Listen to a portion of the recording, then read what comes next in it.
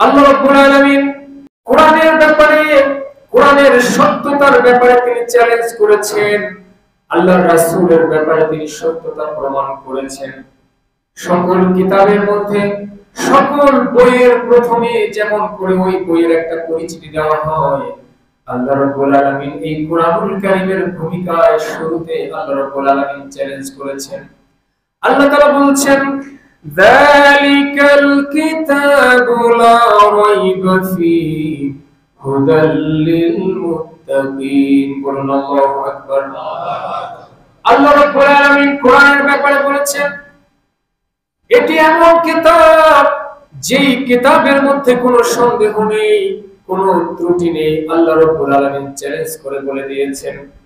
এই চ্যালেঞ্জ শোনার পরেও অনেক মানুষ এই কোরআন মেনে নিতে পারে না। কোরআন মেনে নিতে পারে না এর মানে এই নয় যে এই কোরআন আমি মানছি না, এই কোরআন আমি পড়ব না, এটি নয়। যে ব্যক্তি কোরআন তেলাওয়াত করছে, কোরআনে চুমু খাচ্ছে, কিন্তু এই কোরআনের যে নীতিমালা আছে এটি যখন বাস্তবায়নের কথা বলা হয়, এই কোরআন যখন মানতে বলা হয়, তখন সেটা তিনি মানতে নারাজ। এভাবে এই কোরআনকে অস্বীকার করা হয়। আমরা বুঝতেই পারি না, আমাদের মধ্যে আছে এই অবাধ্যতা, আমাদের মধ্যে আছে এই অস্বীকার করার প্রবণতা। এই আমি কোরআনে চুমু খাচ্ছি, এই আমি সকাল সন্ধ্যা তেলাওয়াত করছি, কিন্তু সমাজে এটি বাস্তবায়নের কথা বললে, আমার জীবনে এটি বাস্তবায়নের কথা বললে আমি এটি মানতে চাই না। আল্লাহ রাব্বুল আলামিন বলছেন, এই কোরআন সত্য আল্লাহর পক্ষ থেকে, এটি গ্রহণ করতে হবে তোমাদেরকে। এরপরেও যারা এই ব্যাপারে আবার অভিযোগ তুলছে, আল্লাহ রাব্বুল আলামিন এই কোরআনুল কারীম আল্লাহ রাসূলের উপরে একসাথে নাজিল করেন নাই। একসাথে নাজিল করলে আরো বেশি মানুষ কথা বলার সুযোগ পেত। আল্লাহ রাসূল সাল্লাল্লাহু আলাইহি সাল্লামের উপরে তিনি ধীরে ধীরে নাজিল করেছেন, যাতে করে মানুষের প্রয়োজনের আলোকে অল্প অল্প করে সুদীর্ঘ 23 বছর যাবত এই কোরআন আল্লাহর পক্ষ থেকে নাজিল হয়েছে। এই কোরআন কোথায় ছিল আগে? লৌহে মাহফুজে ছিল। আল্লাহ রাব্বুল আলামিন বলছেন, বাল হুয়া কুরআনুম মাজিদ ফি লৌহে মাহফুজ। এই কোরআন মাজিদ, এটি তো লৌহে মাহফুজে অবস্থিত ছিল। সেখান থেকে আল্লাহ রাব্বুল আলামিন প্রয়োজনের আলোকে মানুষের কাছে 2 ধাপে নাজিল করেছেন।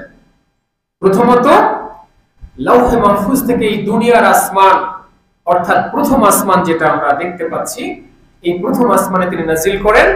এরপরে ওখান থেকে অল্প অল্প করে জিবরিল আমিনের মাধ্যমে আল্লাহ রাসূলের উপরে নাজিল করেছেন। তাহলে মানুষ যখন প্রয়োজনের আলোকে এই নির্দেশনা পাচ্ছে, এখানে সন্দেহের সুযোগটা আর কম থাকছে। এরপরেও মানুষ এটা নিয়ে সন্দেহ করছে। এরপরে আল্লাহ রাব্বুল আলামিন এটির জবাব দিচ্ছেন সূরা বাকারার 23 নম্বর আয়াতে।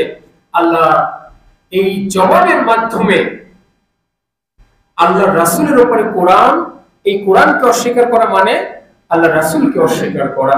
আল্লাহ রাব্বুল আলামিন কোরআন এবং আল্লাহর রাসূল, এটি যে আল্লাহর পক্ষ থেকে প্রেরিত, আল্লাহর পক্ষ থেকে নাজিলকৃত একটি কিতাব, এবং আল্লাহ রাসূল যে আল্লাহর পক্ষ থেকে একজন মনোনীত প্রেরিত রাসূল, এই সকল প্রমাণ আল্লাহ রাব্বুল আলামিন এই একটি আয়াতের মাধ্যমে দিয়ে দিয়েছেন।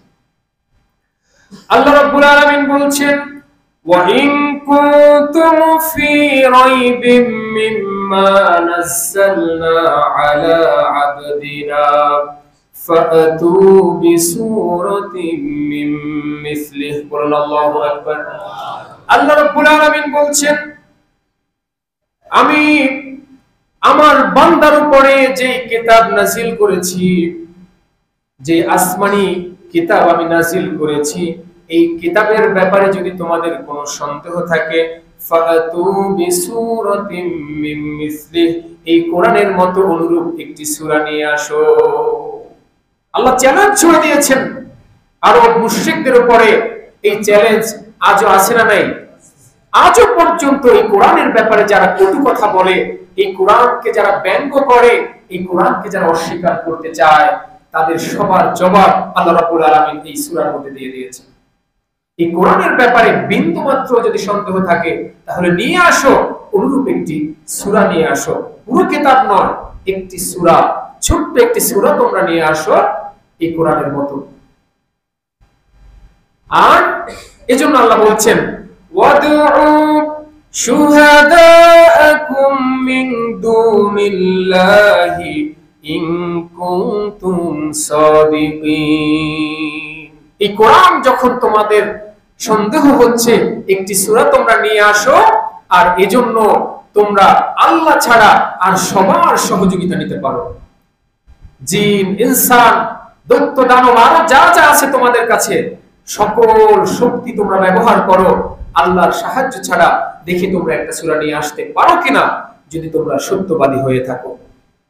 তোমরা যে দাবি করছো এই কোরআনের ব্যাপারে, এই ব্যাপারে যদি তোমরা সত্যবাদী হও, তাহলে একটি সূরা তোমরা নিয়ে আসো। আল্লাহ রাব্বুল আলামিন এর পরবর্তী আয়াতে জানিয়ে দিয়েছেন, তোমরা এই চ্যালেঞ্জ নিয়ে যদি মাঠে নেমে যাও, কোরআনের মতো আরেকটি সূরা যদি নিয়ে আসতে চাও, আল্লাহ তাআলা এর সমাধানও জানিয়ে দিয়েছেন। আল্লাহ বলছেন ফাইল্লাম তাফআলু ওয়া লান তাফআলু ফাত্তাকুন নারাল্লাতী ওয়াকুদুহান নাস ওয়াল হিজারা। বলুন আল্লাহু আকবার। আল্লাহ বলছেন যদি তোমরা এই কাজটি করতে না পারো, তাহলে জেনে রাখো এই কাজ তোমরা কখনোই করতে সক্ষম হবে না। কোরআনের মতো যদি একটি সূরা তোমরা নিয়ে আসতে না পারো, কিয়ামত পর্যন্ত তোমরা অনুরূপ একটি সূরা নিয়ে আসতে পারবে না। ফাত্তাকুন নারাল্লাতী ওয়াকুদুহান নাস ওয়াল হিজারা উইদ্দাত লিল কাফিরিন। আল্লাহ জানিয়ে দিয়েছেন তোমরা যখন এই কাজটি করতে পারবেই না, খবরদার আল্লাহকে ভয় করো। আর ভয় করো, তোমরা ভয় করো সেই জাহান্নামের আগুনকে, যে জাহান্নামের আগুন আল্লাহ রাব্বুল আলামিন প্রস্তুত করে রেখেছেন কাফিরদের জন্য। এবং এই আগুনের যে লাকড়ি, সেই লাকড়ি হবে মানুষ এবং পাথর।